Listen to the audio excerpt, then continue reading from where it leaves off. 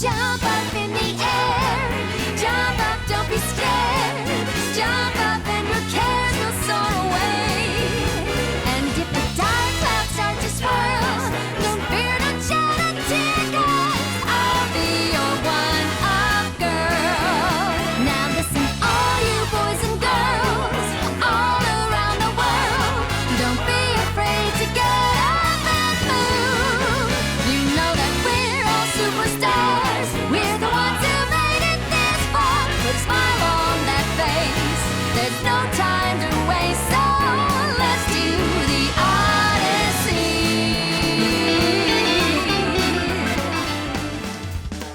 Welcome, everybody, to the first ever Snack Mix Award Show for 2019, where we'll look at our favorite games over this year. I'm Snackvic, and with me, as always, Joe Rilla, your favorite Rilla. we're just going to be naming off some of our favorite games with a few funny categories. So how about we get this bread? Get this bread? Get this bread, gamers. And the first category is Battle Royales we actually want to play. And the winner is for Tetris 99. Yeah, this game sort of came out of nowhere and became like a phenomenon. Although I guess you could say that about several games on our list. Who was the madman who was like, let's put Tetris, but make it a Battle Royale? I mean, the thing is that Nintendo is always like, if we're going to do what everyone else is doing, we're going to do it in style. And guess what? This was something that no one expected, no one wanted, but everyone needed. That's still getting support today with like themes, and they just add like a team mode. I mean, it's such a simple thing to like... It's just a simple thing just to get in and play. And like, if I was on my Switch more, I would just bust out a few matches right then and there. It's just such an easy game to just pick up and play wherever you are. It's the perfect time waster on the Switch, to be honest. The next category is Best Goo Scheme. And the winner is Untitled Goo Scheme. I mean, I'm surprised they end up keeping the name Untitled Goo Scheme, but this was just a game that captured everyone's hearts, like the day it came out. I'm surprised it got to such popularity. It might be just because of the art style, because like I feel like there's tons of these types of games on Steam that just don't get noticed.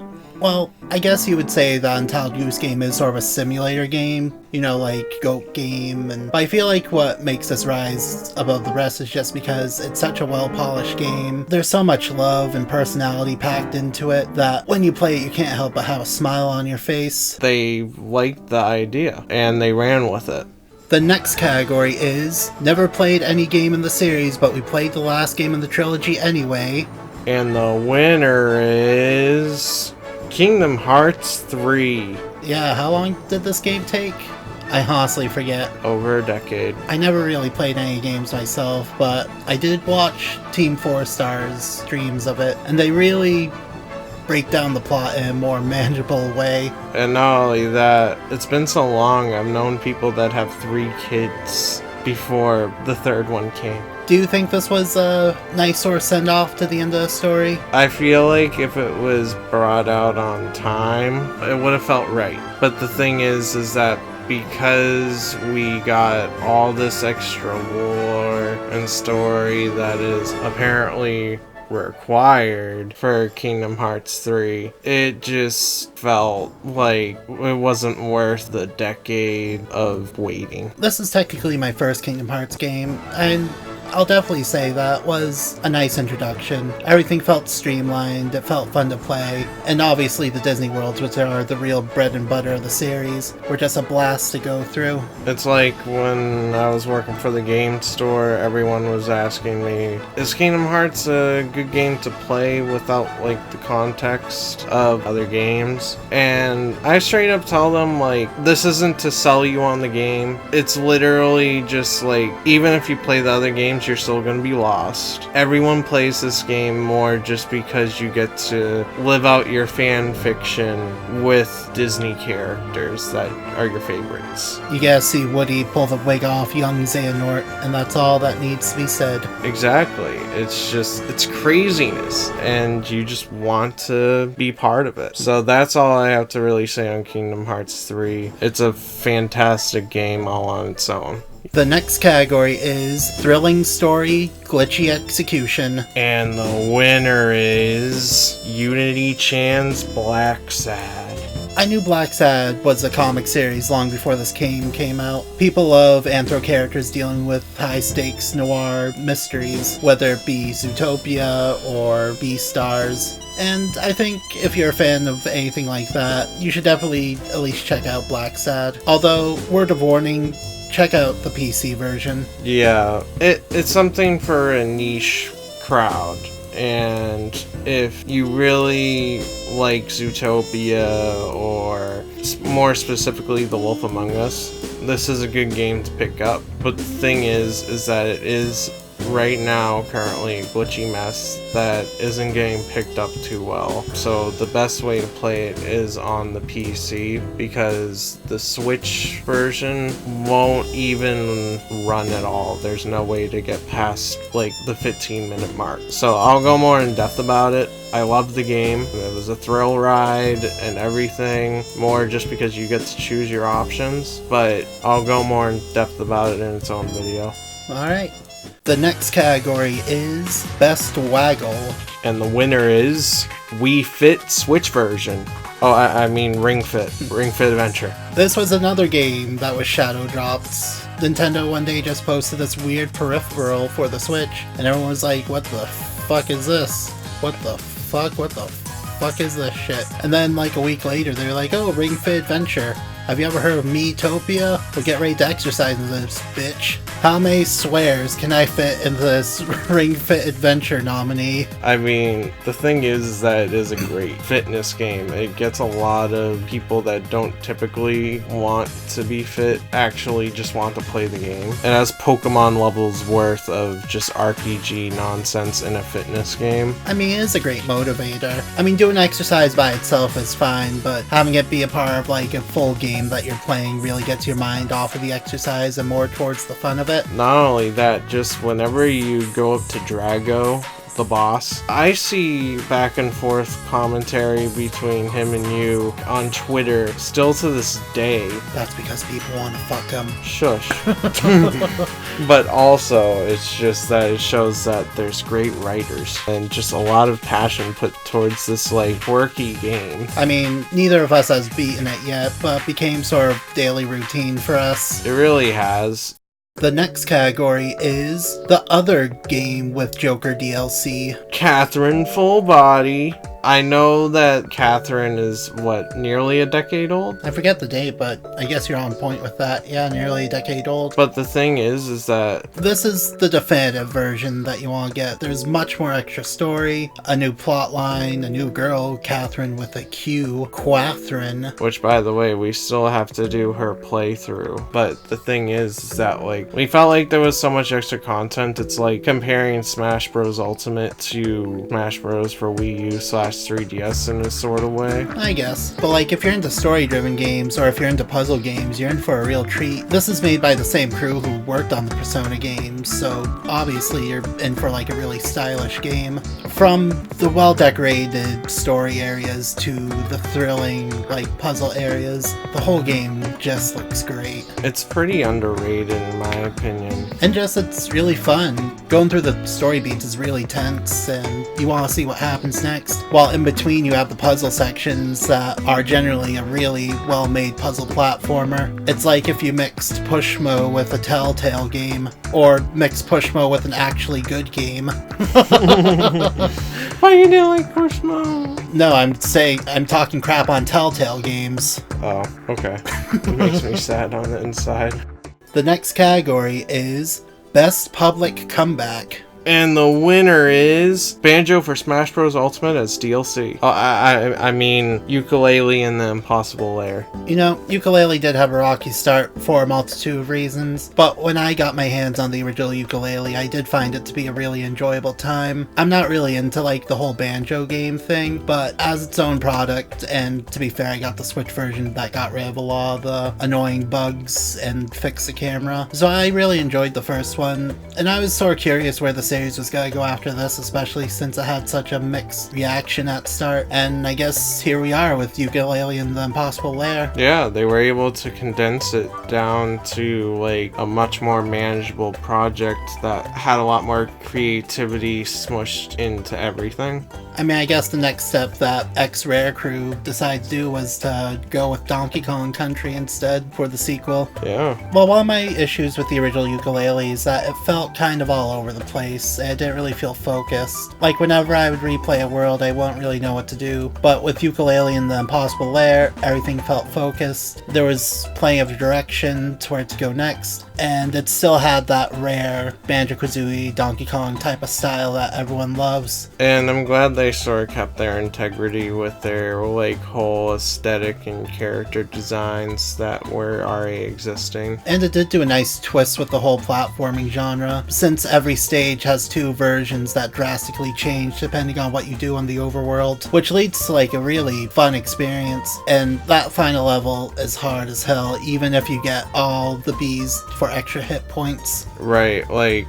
this is the first time I ever seen you actually get frustrated at a game and you did all the extra stuff outside of the final level. Yeah. It's not like Legend of Zelda Breath of the Wild, where like if you do all the outside stuff, you're basically gonna like one-shot everything at the last level. I mean, if you're a madman, you can take on the Impossible Lair first thing in the game. I don't know what type of drugs you're taking for that. If you complete the Impossible Lair first try with none of the extra hit points, who hurt you as a child?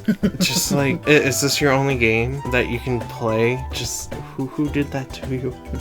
The next category is Nostalgic for a Series We Never Played. And the winner is New Super Lucky's Tale. Because we weren't finished with putting new in front of titles. Well, to be fair, this is sort of the definitive version of Super Lucky's Tale. I mean, if you look at comparisons from the Xbox One game and the Switch game, it definitely has a major facelift. It looks better on the Switch than the Xbox One version. I don't know how to feel about that. I was originally gonna get this game, but they had a demo. I was like, I might as well try it out. And just playing that first game made me feel really nostalgic towards a lot of Wii platformers or PS2 platformers, and I was like, you know what, I'm gonna get this, and I did, and I played it, and I loved it. It's definitely one of the sleeper hits of the year. It's not a terribly hard game, but if you're a fan of like 3D platformers, it's definitely something that I recommend picking up. I mean, yeah, I still have to play it,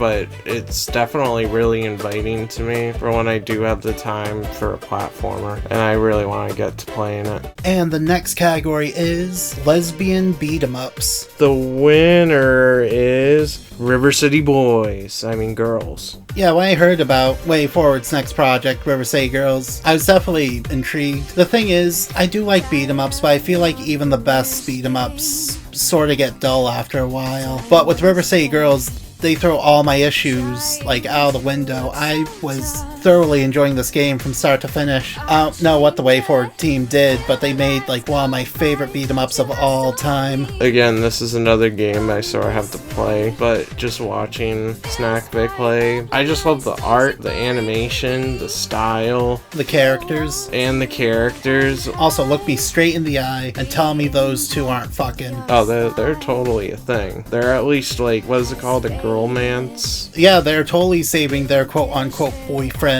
Anyway, this is a definite recommendation towards anyone who wants to get into beat-em-up games or just felt like they're getting kind of stale. This is one that definitely shakes up the formula enough to make it stand out from the rest. I would even say that I enjoyed it more than Castle Crashers, which is probably blasphemy for like some people listening. I'd say it's more of a visual treat than anything for me, but still, I still have to pick up the controller for it.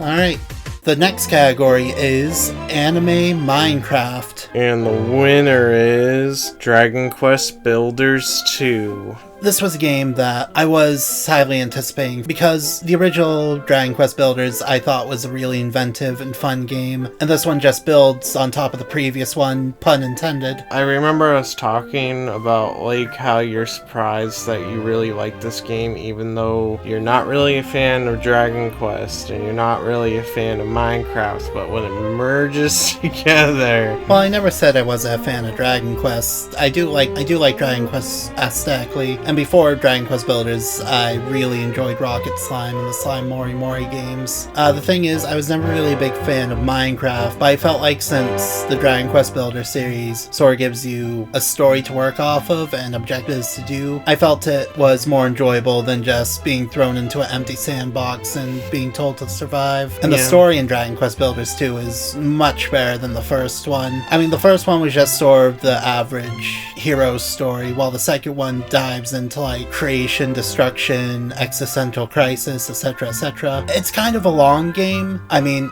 I heard that there was one speedrun that took 2 hours, and the guy who completed it said that he would never do something like that again. I mean, yeah, I feel like that's the problem with Minecraft, where it's like there's no real purpose to it other than being creative. And I sort of have other outlets for being creative. Just give me some purpose to be in the game. But that's the thing, even if you want to just, relax and be creative, the game gives you all the tools to do just as such. If you want to play this sort of like a regular RPG and go through the story beats, you can. Or if you want to build your own structures and get creative, you can.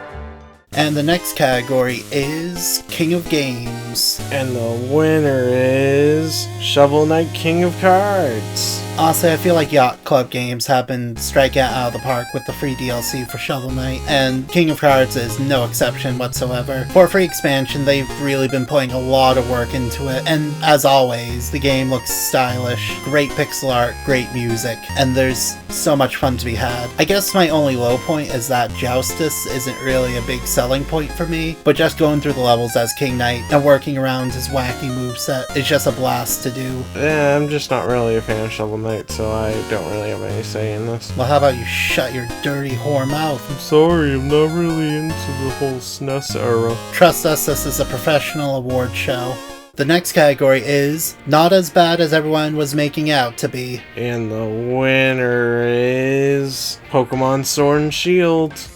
We've been really good on, the whole Pokemon Sword and Shield train as opposed to, like, everyone being a little bit uppity about the whole national decks. But we do understand that Game Freak has been hyping up the series as a personal experience, trying to make connections with Pokemon and all that, and it can hurt when out of nowhere they decide to cut your favorite from your childhood and all that. So we wanted to address that elephant in the room, but even still, we still think it's one of the best Pokemon games out there, and it still is a good step forward for the future of the series. Yeah, and I just personally feel like, I don't know, when I was playing it, I felt like I was actually doing something new instead of the basic formula. The game ends up being so fun to a point where you sort of lose yourself in it and sort of forget all the flaws that's been hyped up. Hearing the positives about it really do put it in a better perspective.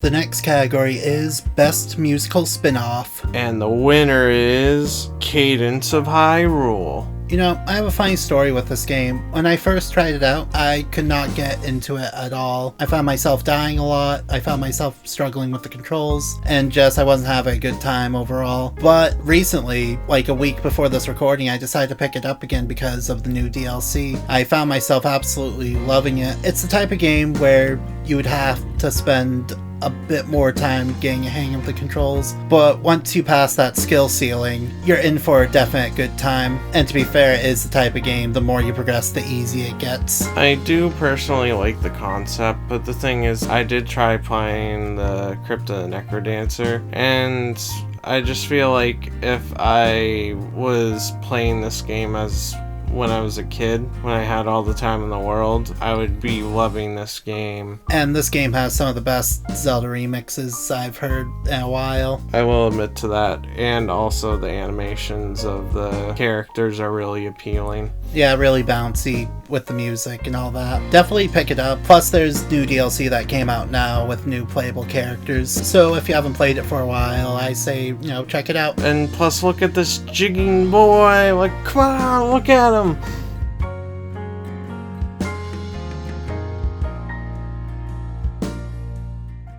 And the next category is other award we're giving to a Zelda game. And the winner is Link's Awakening. Despite not growing up with Game Boy Color, I would say that Link's Awakening DX is still one of my favorite Zelda games, and it was really interesting to hear about it getting remastered. I honestly felt like it came out of nowhere when it first was revealed. Like, why are they remaking a random Zelda game that I felt like no one was really talking about? Because I always hear about Majora's Mask, Ocarina of Time, all these other games that are more in 3D than the first initial games. But then, I sort of look into it, and I do find that it was actually, a console selling game, and that it will actually boost the sales of the Switch Lite, since it's a launch title, basically, for that console. Even though I prefer the visuals to the original Game Boy game, I do think that the whole toy-like diorama style is very interesting. And, when you play around the game, it makes the world seem really small, but not in a bad way, just in it's interesting to see the world from a different perspective. Yeah, because I can imagine that playing it on the Game Boy Color, especially in that time era, or even on the original Game Boy, it must have felt like the most vast game in the world. Yeah. Where in today's standards, with the remake and all that, it feels pretty contained and condensed. But the thing is that, my main appeal towards this game was the new art style. That's basically what got me to play the game to beat it. I will acknowledge that this game has its flaws, but it also brings a lot of new stuff to the table, and it does fix a lot of things that the original game brought up. And the next category is, you think you're hot shit? Try make it yourself. Again. And the winner is Mario Maker 2. I guess you could say that this game is a really safe sequel, because initial launch it didn't really do anything that was super spectacular. But to be fair, Mario Maker is such a great game that you didn't really have to touch it up too much. It's infinite Mario. You can just hop online now and just play levels until the cows come home. You basically just put it on a new console, add slopes, then bing bang boom, add a 2 on it. Even still, the game also comes with a story mode that comes jam-packed with a full-on Mario game. Plus recently they add Link, which opens up way more possibilities for the game. And I do hope they keep supporting this game down the line. I would like to see more themes based off more obscure Mario titles like Mario 2, maybe Mario Land. I feel like this will be sort of like Minecraft, where it's just constantly updated, and people will continue buying the games until there's a new console. The final category is Best Luigi Game. And the winner is... Where's Mario? I mean Luigi's Mansion 3. Mario is missing HD. HD remake, baby. Come on, Nintendo. You know what we want. So yeah, Luigi's Mansion 3, I feel is best of both worlds, because you have the personality and the setting of the original, while you have the gameplay style and puzzle solving of the sequel, and altogether it comes out to be one of the best Luigi Mansion games out there. All 3 of them. The best of all 3. I mean, I feel like it's the most passionate too, especially with how expressive it is and all that. Just from the designs of the boss ghosts and Luigi being so expressive, and just the area itself, the hotel with each floor being a different theme. It's very interesting to play through. I'll be fairly honest, the first Luigi's Mansion game scared me as a kid, and Did you get spooked with the new game? No, it was more inviting, and I feel like that should always be a thing where I feel like it's a spooky game, but it's really more of a spoopy. One thing that I will say that I miss from the old Luigi's Mansion game is just sort of the electronic soundtrack that the original had. I will say that the soundtrack for the newer games do sound good as well. It's just that the original Luigi's Mansion had like its own unique style to it, while the other two games just feel like a basic orchestrated track. Yeah, that is sort of a thing I didn't really notice until you just said it right now. Everyone knows Luigi's Mansion for its first game's music, but the thing is that when you beat Luigi's Mansion Dark Moon and Luigi's Mansion 3, you don't really get that music feeling association. But overall, it's still one of the best games that you can get on Switch. There's just a lot of charm, a lot of personality. One of Luigi's best outings yet. Definitely, and I can't wait to see his next game. Nintendo shoots himself in the foot, and Luigi's Mansion 4 is like a SimCity knockoff where you build haunted mansions. Exactly. Now let's get ready for Pikmin 4!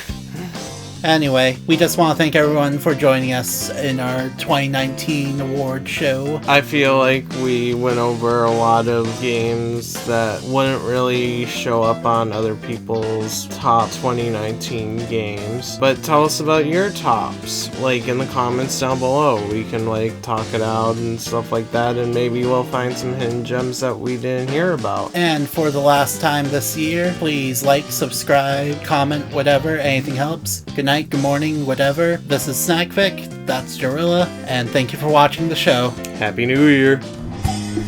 It's only magic. Isn't it amazing when you know? Every second that you see is 24 connected pieces. Thank you for coming, thank you for staying.